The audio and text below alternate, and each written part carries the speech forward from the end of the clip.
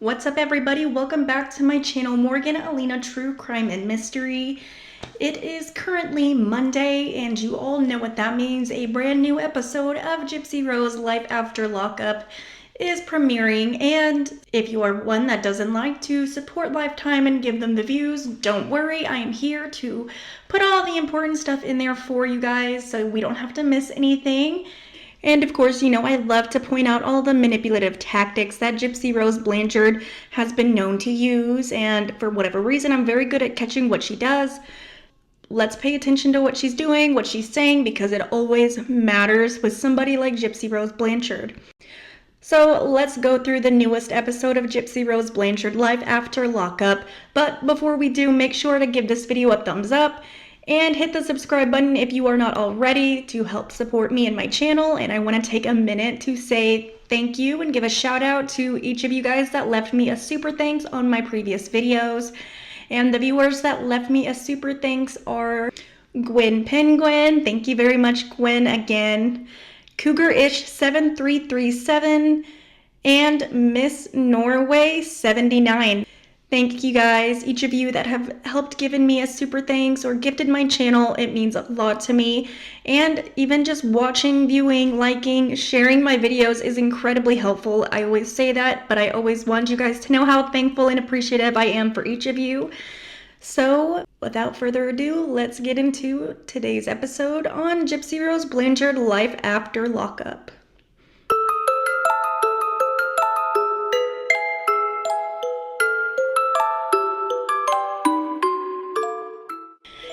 And of course, just a disclaimer, I can only add so many things in here, and I gotta edit them a certain way, so again, I don't know what I will always end up in the final clip, but I always try to give you and explain certain things just in case.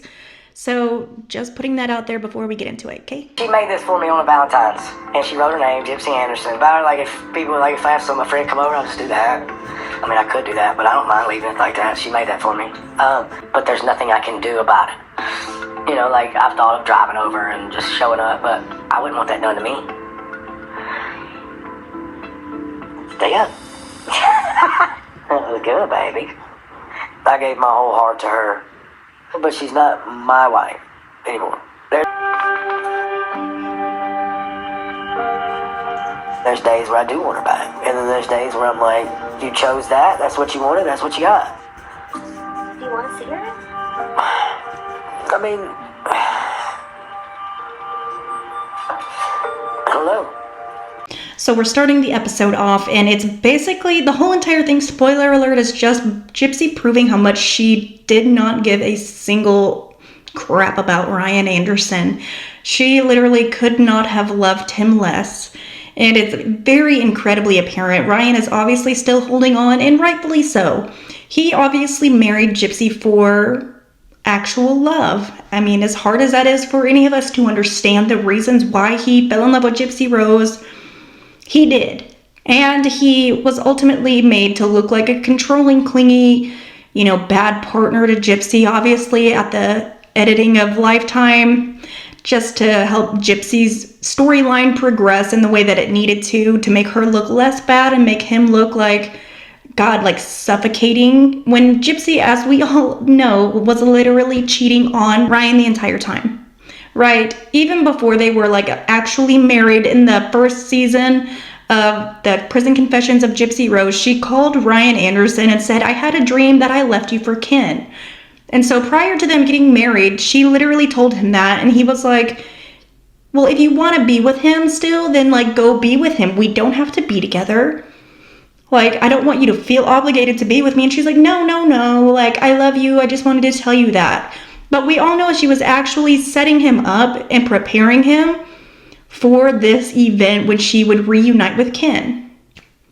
He just didn't realize it then.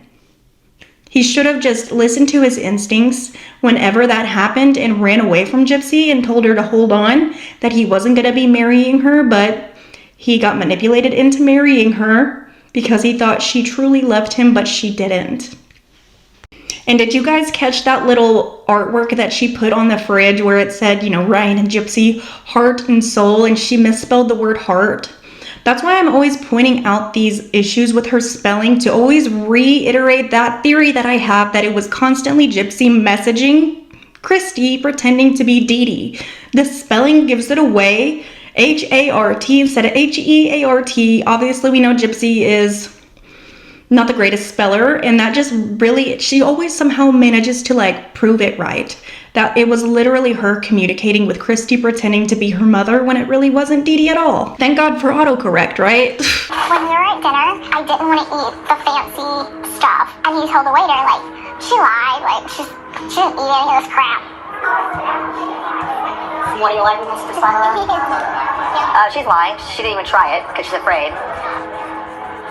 That embarrassed me. I wasn't going to say at dinner and, like, ruin the night. Like, hey, you embarrassed me. You hurt my feelings. It's over to Ken's apartment, and as you can see on their refrigerator, it's all pictures of Gypsy. I'm pretty sure Gypsy did that herself, probably as a way to make sure Ken's always thinking about Gypsy. Gypsy wants to be the center of Ken's entire existence. She needs that, and she craves that attention from him, and he doesn't really seem to be the type of guy that does that. I mean, he seems to want, you know, her to do her own thing, like have some independence. He does his own thing. He's not gonna be like Ryan was to Gypsy. The stuff that Gypsy hated that Ryan did to her, she wants that from Ken, but Ken is not that type of person that's gonna give that to her. And did you guys pick up on the way that she over-embellished and over-exaggerated that whole exchange that happened in the restaurant with Ken? Granted, it was wrong. It was cruel to do. It was a little, I mean, you know, whatever. But he did not act in the way that she portrayed it when she's re-explaining the situation. So in her words, she says she's lying. She didn't eat that crap. We all know the exchange didn't happen that way whatsoever, but you see how she over embellishes and exaggerates these situations. Had Ken like really said that, that would have been way, way worse. That would have been cruel. That would have been mean. Instead of just being like sarcastic and that's a little messed up. And that's just my personal opinion. Like, I mean, it was rude of him to do that, but it wasn't like, it could be worse. You know what I mean? It could have been, she didn't eat that crap. She don't eat nothing, you know, like actually the way that Gypsy's intending for it to sound. And it speaks volumes, the fact that Ken says Gypsy retaliates when she's upset. He said he likes to kind of withdraw and, you know, pull away from things when he's upset. She retaliates. Clearly we know that. Look how she retaliated against her mother whenever she was upset. All the times that she did that. She always retaliates against people. And even in the other season, whenever she was talking to Ryan, he would make a snarky comment and she would just sit there and smile at him because she's like, I got something in my back pocket. I've been cheating on you. She's retaliating against people that make her upset, just like how she retaliated against her mother for trying to tell her what to do. That's dangerous. That proves Gypsy does not ever intend to change whatsoever. And that word choice was deliberate. And yeah, that whole exchange, I know people were saying like, oh, that's why Gypsy said that it's going to be the house for Ken and the baby because she doesn't have custody or what. I don't believe any of that. I don't believe that rumor. I'm not even going to get into that. Like, Gypsy has the baby. Legally, she's got that baby. She's got custody of the child. She did not lose custody. Personally, that's my opinion. The reason why she brought up that little statement as a way to manipulate Ken into saying like, you know, try to plant these seeds into his mind about marriage. So she's not going to feel at home until she's married to Ken and it's her home. That's why she's saying that. She's trying to guilt him into being like, well, it's not my home because we're not married. You know, when she's actively literally still married in this time period. The marriage hints and the marriage conversation is so overwhelming. He's gonna feel suffocated by her, and nothing will like push a man away quicker than a woman trying to force him to get married. Like, that is just a time-proven thing. And same for women. You can't force people to do something when they're not ready to do it. And it's probably gonna be like Ken's gonna be dating her for like 30 years and they never get married because she's on him so hard, he's gonna pull away. Humorous, like lighthearted sarcasm, but that really offended her. And I'm not saying that it shouldn't have, you know, that's how she felt. She was upset. Just makes me think about, you know, what I say, how I say it, and just try to be more sensitive. My problem is I internalize. Her problem is she retaliates. So we're trying to work on that together to just be in a healthier communication place. I made eggs at home, but I can't make them here on this jankety-ass stove. Did you put, like, butter or Pam or anything in there? No. Oh my god, you gotta grease the pan before you make eggs every time. Also, it's way too hot. Would you put it on high? Yes. No. Okay. Teach you how to make eggs. I know how to make eggs. I made them at home. The stove, it's just It's not the stove, I'm telling you, it's you. How was it, good? It's very good. And now I know how to make eggs. It shows Gypsy Rose trying to cook an egg, which, yeah, how long had she been out of prison at this point, and she could not cook a scrambled egg. And instead of taking the responsibility of saying, well, I just can't cook, she wants to blame the stove for being janky. It's an electric stove, it's a standard stove, she just doesn't know how to cook. And I assume she probably meant it as a joke, but I think that just really shows that she has no, like, ability to admit that she can't do something or she does something wrong. And yeah, she can't cook, which, you know, that's concerning. She can't make a scrambled egg. And then sitting there saying, yeah, I know how to make a scrambled egg, but didn't grease the pan, didn't butter the pan first. She's completely reliant and she needs somebody to take care of her because she wants to be that way. She wants to have somebody care and cater to and pamper her for her entire life because that is what she is accustomed to. So every time she sits there and says she wants to do this and wants to do that and, oh, I felt trapped and I couldn't do this, or she didn't want to anyway. That's just a story. That's her over-exaggerating and over-embellishing because she's had all that time to learn to cook and she still didn't know how to scramble an egg. That is like 3-year-old level basic cooking. I mean, honestly. So, Ryan texted me. And? I blocked his number. Make you feel anything? No. I was so proud of him. It had been a month since he, like, tried to text me. I'm like, maybe he's doing good. Like, maybe he's moving on. Maybe he has a girlfriend. Like, I'm proud of him for moving on.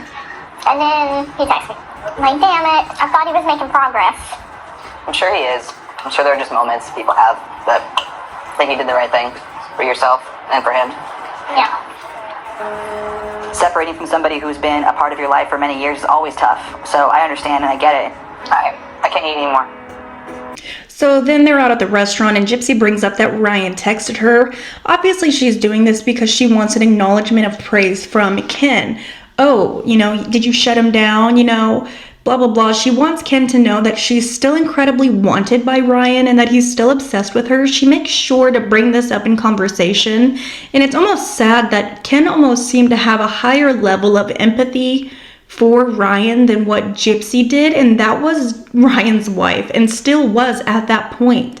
She just wants to be like, I was really getting my hopes up that he was moving on, like that. Y'all were married. Some people really, really value a marriage.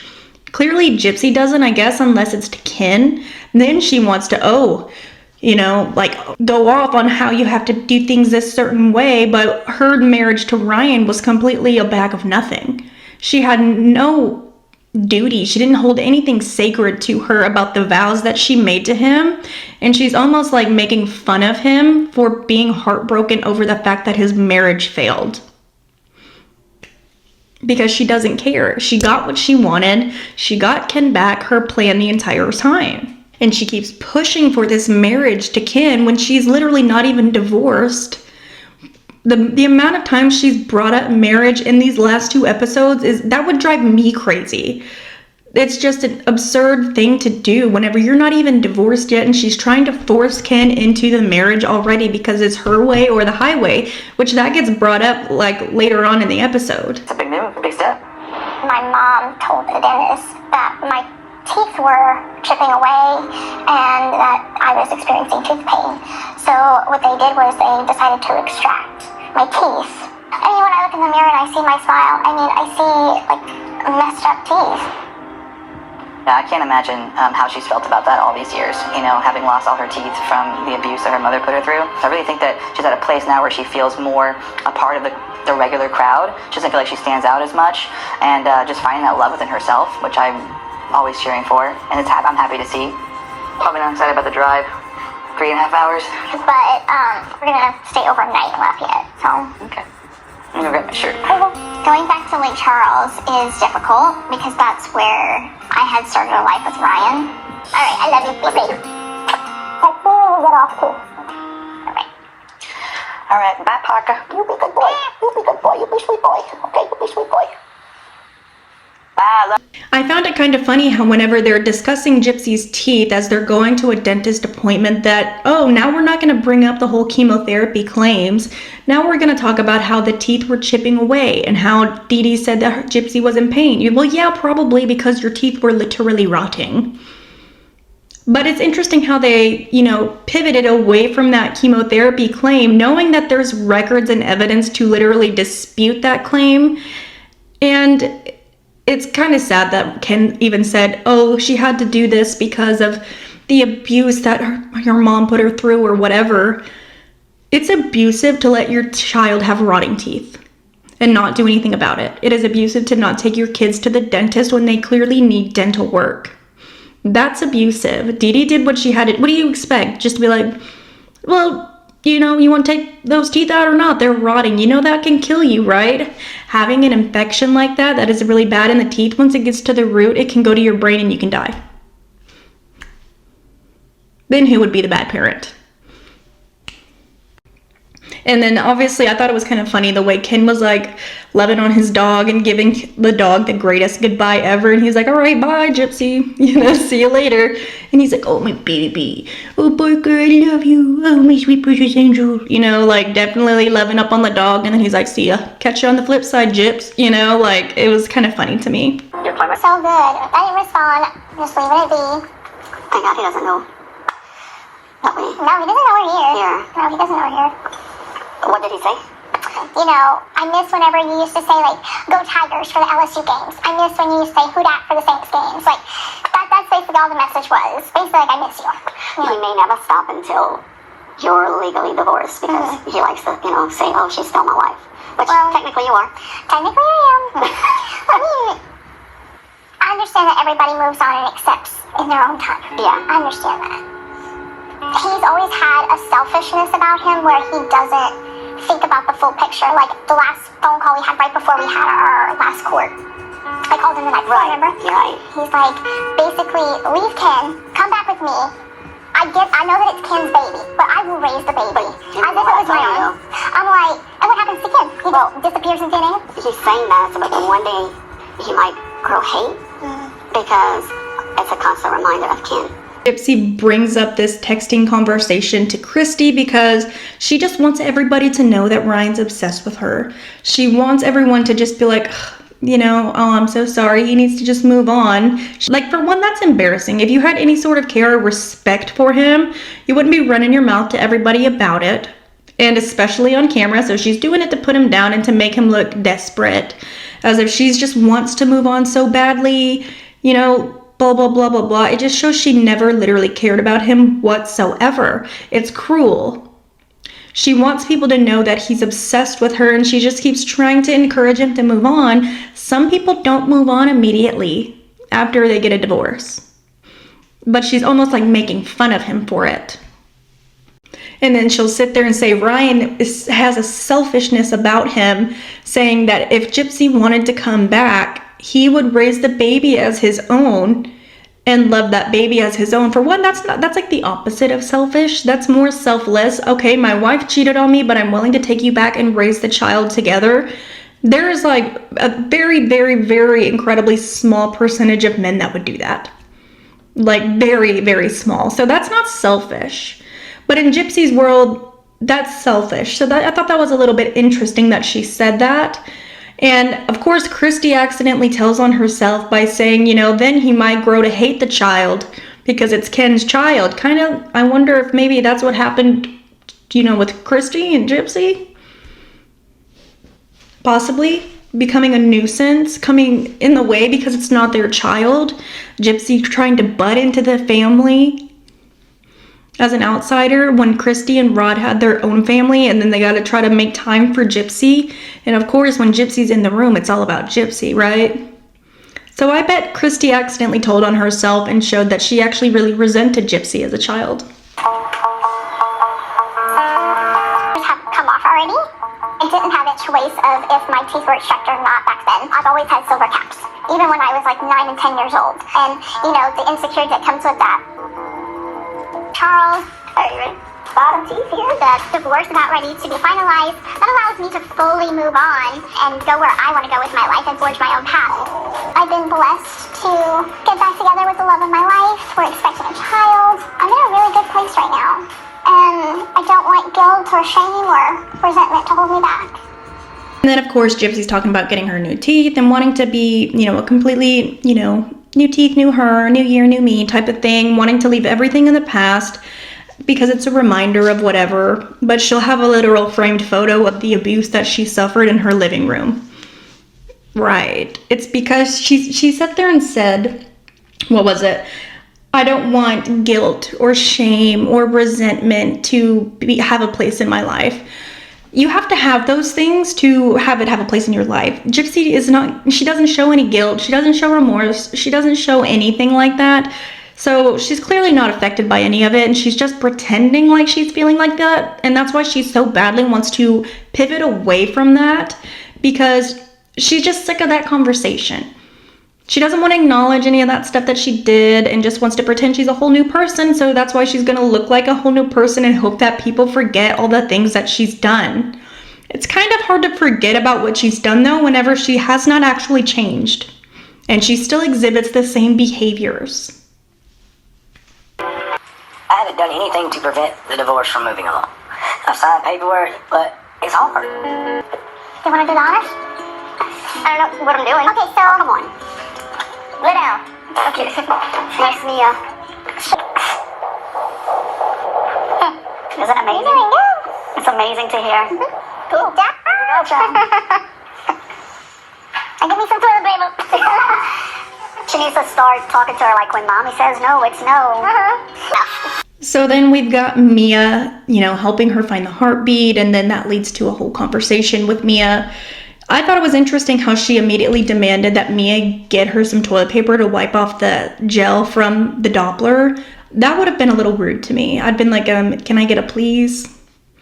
Basically treating Mia like a servant. Yeah, she did say thank you, but that instant remark of like, okay, now get me some toilet paper. Like, who do you think you are? I just did you a favor. Finding your baby's heartbeat on the Doppler radio.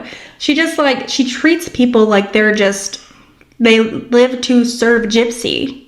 Like, everybody's life is existing for Gypsy. I was a little thrown off by that. Well, not surprised or anything, but like, there it is. That's who Gypsy is. Comments here and there about, it's just like, when we're mushy, when we're snuggling and stuff like that, he's like, you know, you're gonna like be my wife someday. Like, I love you. This is our family. Nothing matters more to me than our family. He's like, you know, you're the only woman that I've ever truly given my heart to. And I'm kind of like, it's just like, is this pillow talk? Like, you know what I'm saying? Like, and so, like, when we reconnected, it was the hormones, man. The hormones made me move so fast. Do I regret it? I don't regret the choices I made with him. What I regret is how I went about it. And you warned me about that the week that we reconnected. You warned me about that. Now, like I said, I wouldn't take it back, but I wish it would have been different for Ryan's sake. Because people got hurt, and I recognize that a lot more now. So, you know, the last thing I want to do is just, again, make another hasty decision. And like I said, he hasn't proposed. He hasn't hinted around to proposing. He's just making big statements of love. Right. And with an upcoming baby, with my divorce about to be finalized, that's when we move into like unknown territory. That I'm free. I'm not married to Ryan anymore. I'm not held down by that. Anything can happen. And Mia's comment about saying, I never really knew if, you know, Gypsy would be able to have kids after all that happened to her. It really kind of thought maybe, I'm like, I wonder what Gypsy was telling them. Like, truly, like, obviously we don't know what Gypsy has told them or the extra stories that she's like, oh, I don't want to tell people this or that. And yeah, that's bound to happen. She's going to have other information. The family's going to know more. Who knows what lies Gypsy has told that family that Dee Dee's done to her or whatever to make them, you know, still believe in her and her lies. There's no telling what she's made up and made them to believe, honestly. During this whole marriage conversation where Gypsy's once again bringing up marriage, Mia's face literally is just like, please, Can we please be so for real right now, Gypsy? You're not even divorced. Like, why are you talking about this? It just shows Gypsy's level of immaturity and how selfish she really is. She only cares about herself and her feelings in the moment. And I think Mia knows that. And you can just tell that Mia's just kind of irritated by it because Gypsy doesn't take anybody's advice whenever she asks for it. And it's almost like Gypsy just wants to ask for advice so Gypsy has a reason to talk about herself. And I also think she was kind of setting up the family to be in a position where they're encouraging her to be with Ken and to get married quickly to Ken. And then I wonder if it's possibly so that reason she can have like a fallback and have someone to blame should the marriage fail. I don't know if she's incredibly confident in the relationship and she won't feel confident until she is, married to Ken. I think maybe she's just thinking, well, we won't get divorced because I won't sign the paper. You got to sign the paper to get divorced. So she again wants to trap Ken because obviously the baby wasn't enough. And she wants to be like, have a legally binding document to Ken. But I don't know. I just found the whole thing very odd. I am so happy and content. Is everything rainbows and sunshine? Hell no. But I feel like we've gotten to a place that we can be open with each other about the time that we were separated. We're able to handle things in a more mature way now. Are you doing better with communicating? I'm doing a lot better with communicating. Okay. I think about what you would think. I think about what Dad would think. Because I feel like I acted selfishly with reconnecting. That there's no point in rushing it. Because what's going to change? Nothing. Y'all are still going to love each other with a wedding ring or without. Right. Like there's no point in we need to get married or we need to get engaged right after my divorce is finalized. Y'all are going to have a baby soon. Y'all are going to be stressed out with that. You don't want to be planning a wedding. Let life just flow. Yeah. Like, I just want her to be smart. I don't want her to just think short-term happiness like she does sometimes. I understand everybody else around her has had the time to grow up and, make these decisions, make these mistakes, and learn from their actions and their consequences, and she didn't get that, so she's doing that now. Knowing about your relationship, I do think there are things that y'all can work on, and it's like, tackle those things first, and just, see what happens. Yeah. She compares her marriage to being imprisoned, the same way that she described living with her mom as a prison, but yet she went into that marriage willingly. She was not trapped in that marriage. She literally left the second that she wanted to leave. So if she's sitting there saying she was, felt imprisoned by this marriage, that's probably how her imprisonment was with her mom. She knew she could leave at any time. But yet she still wants people to believe that she just was held down and held back by Ryan. You were literally cheating on him, Gypsy, the entire time. You made him clingy. You made him insecure. And then you want to fault him for that. It's like her actual prison is her being in a room, having a key, and the door's unlocked. All she has to do is just literally open the door and walk out. But she still wants to claim like she's just, held captive by these situations that she creates for herself. And it just shows how, phony it all is. It's not in prison. She literally chose to marry the dude. She used him and broke his heart. Yet she was imprisoned by him. And she left immediately the second that she wanted to. It's this manipulation that she does that is an issue for a lot of people, myself included. And it just shows how Gypsy literally purposely got pregnant, even more so because Mia said she literally warned Gypsy that weekend that she was seeing Ken to be careful, to be smart, to not rush into anything. So that just again invalidates Gypsy's whole claim of being unexpectedly pregnant and then blaming the hormones. Gypsy, we know you were tracking your cycle. We know you visited a fertility doctor. Literally nobody does that. Nobody does that just out of the blue. Nobody goes and sees a fertility specialist unless you're literally going to try to get pregnant. I've never one time in my life seen a fertility specialist. What? Nobody does that. We know she uses a period app. We know that she does these things. And she just really wants to just play in our face and say, I just didn't know. It's just so unexpected. Mia's like, dude, I literally told you to be careful 5 seconds before you did it. Like, that would be so frustrating being with somebody that really is like in that state of trying to create an illusion. That would be so annoying to me. Like, come on, like just own up to it. Clearly, we can all tell that Mia does not think that Gypsy has learned the lesson or will apply any sort of lessons whatsoever. She's gonna continue to do what she wants to do, and I think Mia fully expects that of Gypsy now, and she just is getting to the point where she just doesn't care. But they'll still sit there and say, like, oh, she didn't have the opportunity to learn these consequences in life. Like, prison wasn't a consequence. Gypsy getting imprisoned and then having, getting in trouble in prison multiple times, getting violations, that wasn't teaching her consequences to actions. If she doesn't know it by now, after serving 8 years in prison, she will literally never learn a single thing in her life. But clearly they've seen this side of Gypsy, knowing how she acts and how she's, how Ken said, retaliates against people. Mia clearly said, are you better at communicating, Gypsy? Instead of just, attacking and going on the defense and going after people, which, spoiler alert, Gypsy does it again in this episode. She's not applying anything. She might talk to you like she's really applying these principles that she learned in therapy, but clearly, actions speak louder than words. Neighborhood. It's very Mr. Rogersy. All right. This is it. All right, so couch here. Okay. Coffee table, TV there. Okay. Dining room table here. Watch your head. Well, maybe you don't have to. Yeah, you're good.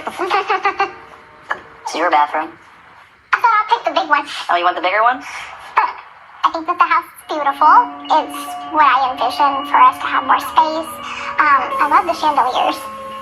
I still have another 8 months on parole, and so my home is in cutoff right now. However, I will be visiting, and this also will be where our child is going to grow up part-time. So it's nice to think about when I am off parole. Linen closet? This will be your room.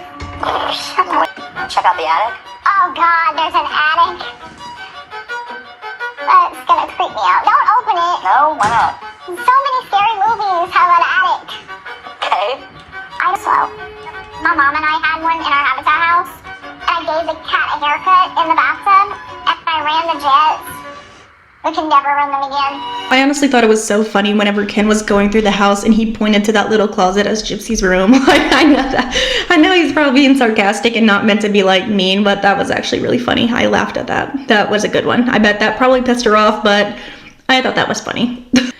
Did you catch whenever she said that they had a bathtub at the Habitat for Humanity house and she gave the cat a haircut and clogged up the jets and they were never able to use the jets again? How is Gypsy giving the cat a haircut in a wheelchair? Was she out of her chair? Because that would be kind of hard to be in a big bulky wheelchair and leaning over a tub to give a cat a haircut. Was she standing over the cat? She continues to tell on herself, and that just literally proves that her whole thing, which we all know this, the house was too crowded for any wheelchair user to use whatsoever. But she literally tells on herself at this point, and it's just a matter of she's gonna slip up bad enough to where she just destroys the whole entire facade that she's created. I don't think you gave that cat a haircut in your wheelchair now, did you, Gypsy? But yeah, Dee Dee never let her out that chair. I feel like you'd throw a bitch fit if I threw away the salad. That was pizza that we had last week. That could go. I also don't like hoarding, and I don't like empty stuff. Recycle it, throw it away, get rid of it. Well, it's always good to find the brush of an ex-girlfriend. Then of course Gypsy, hating Ryan and never loving him whatsoever, compares negative aspects of Ken to Ryan and saying that they're a lot of like in some ways, in as far as the bottles or the food. I mean, that salad was still totally fine, by the way. He literally ate it thin, but she just does things that are just weird. And the whole, I understand her house was totally trashed and messed up. I mean, she probably didn't offer her mom any help cleaning up, right? But, of course she wants to dog on everybody for having empty bottles and empty things or things that are almost out and they're not all the way and not thrown away. But, the thing is, a lot of people, whenever they don't have, an exorbitant amount of money and they're, they have to really stretch things to make things last, you don't want to throw away certain things. You want to hold on to it, because you may not know when something's going to come up and you won't be able to get that. Or even the soap bottle. I mean, my hand soap, I refill my hand soap. So she just does things that are it just shows how not in the real world she is in. and she has no ability to understand why people may do things the way that they do them. Some people use things till the very last drop and not just throw it away halfway. You know what I mean? She's never had to actually care for herself. She's always been provided for. She's never had to just make it on her own, stretch that last dollar, and stretch the little bits of things that she's just always been pampered and taken care of. So of course she wouldn't understand. I'm just sick of finding things all the dang time. Like, no one wants to keep being reminded that he was in another relationship while I was crying my eyes out at night.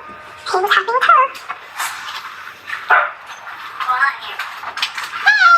Small box that I tried to put on the bathroom stuck out there, but it wouldn't fit, so I do have that. Want some salad? Ew, no. I'm gonna sit on you.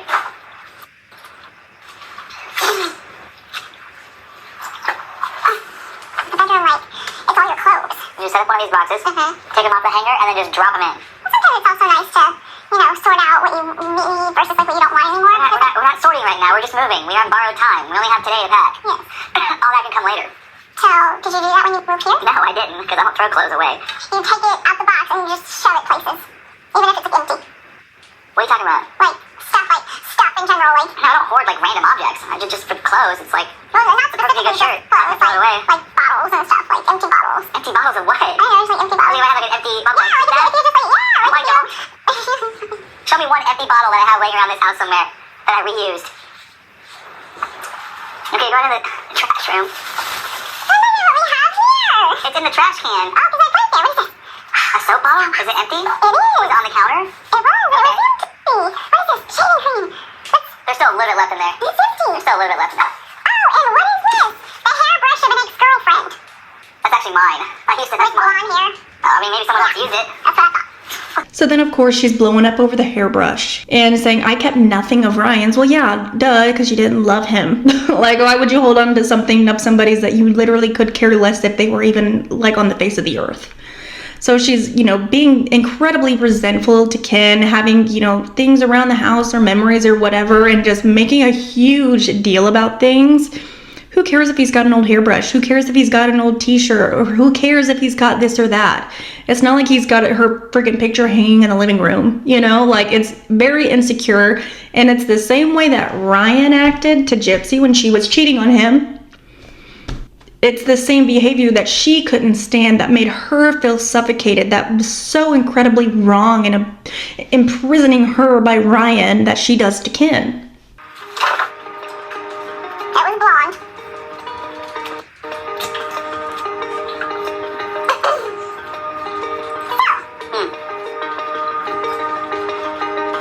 What? Something should be disregarded in the past. Oh, you're creating this scenario that Oh, doesn't exist. yeah, oh, yeah.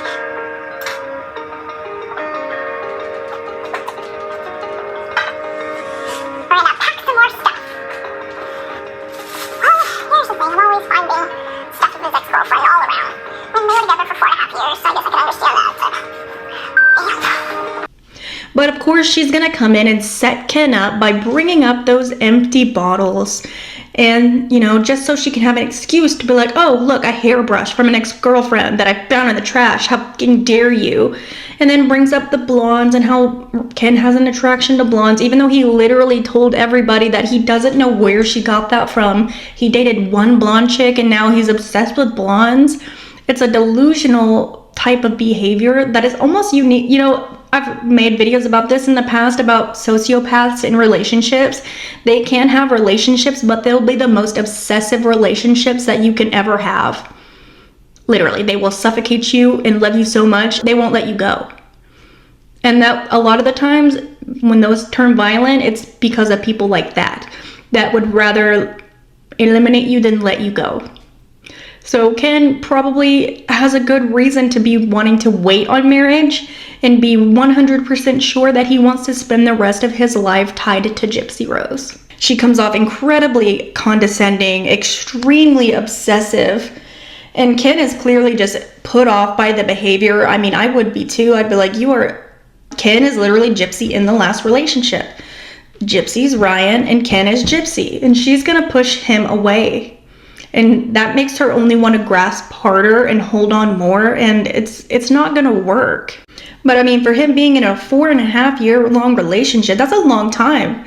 Yeah, you would expect to find some things, probably. Like, that doesn't seem like that big of a deal. Who knows, maybe he does use the brush. I don't know, like, who cares? Of course, they get into this argument about having the crib and stuff like that. I mean, I do think at that point it is a little bit ridiculous to have 2 cribs.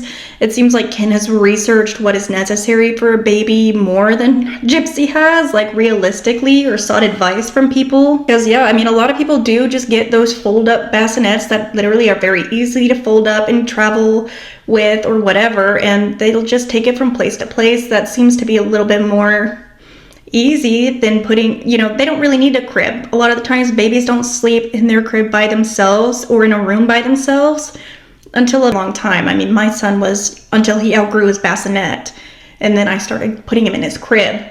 But, you know, it seems like Ken has put in a little bit more thought into what is actually necessary for the baby than what Gypsy has.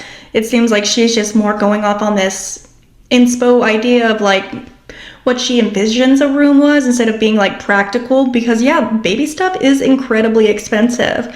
You don't need 2 of every single thing. Personally, that's just my opinion. I mean, I'm sure others will disagree in the comments, but that was an interesting conversation. She definitely escalated it, but I don't know. That was just a weird exchange to me. I don't know how I really feel about that. Like, I mean, I see Ken's side, but, you know, I kind of see her side too as the parent.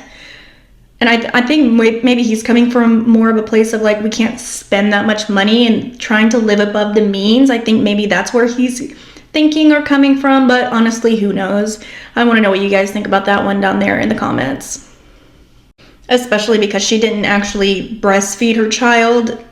I don't know if she even made an attempt to try to breastfeed and instantly went to formula feeding. And so, like, I mean, he was right talking about, like, I mean, that's nice if you can afford it. So maybe they just actually can't afford it, and she just has, obviously we know she has bad spending habits and drops an excessive amount of money on things, like the Taylor Swift tickets that she tried to buy from Ryan and Gypsy's joint bank account for $12,000. Or, you know, spending over $1,000 just recently on Good American jeans. So she doesn't make the wisest of choices, but, which that's kind of funny that she's talking about, oh, I'm not going to buy a $2,000 crib, but she was telling people online that she's going to get the smartest, most advanced AI crib. I literally can't forget when she said an AI crib, and I was just like, what does that even mean?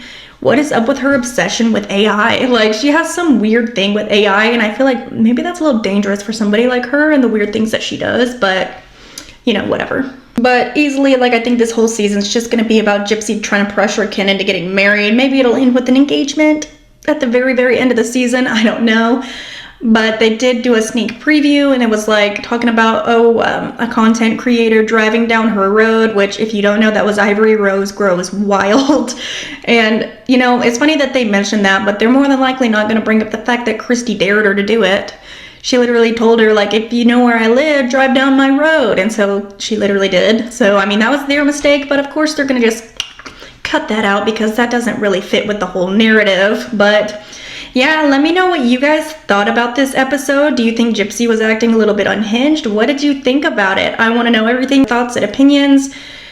Yeah, I just thought she's showing a little bit of who she is. And, you know, obviously we know that she puts on the mask and puts on the facade of being, like, this person that's so, like, she's growing and she's making all these right choices, but she slips sometimes and the mask falls for sure. And I think the family is gonna slip a little bit too and reveal who she actually is. But as always, I want to know what you guys think down in the comments. If you have not already, please make sure to like this video and share if you want to across other platforms. And to help me and my channel, don't forget to hit the subscribe button if you're not already. Appreciate all of you guys, and those of you that left me a super thanks on my last video, thank you very, very much. It means a lot to me. I will see you guys next time. Bye.